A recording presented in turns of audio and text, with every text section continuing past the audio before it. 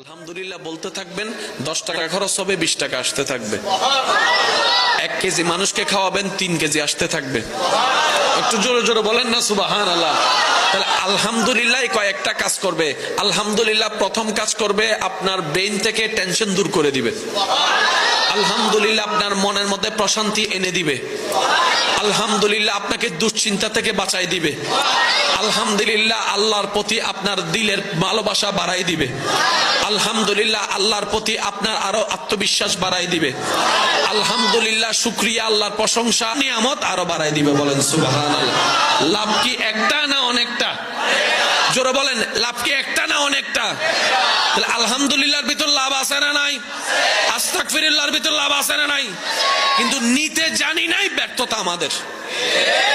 দেনেওয়ালা দিয়ে রেখেছেন, আমরা নিতে জানি নাই, নেওয়ার জন্য আগ্রহ করি নাই। আপনি সব বাদ দেন না।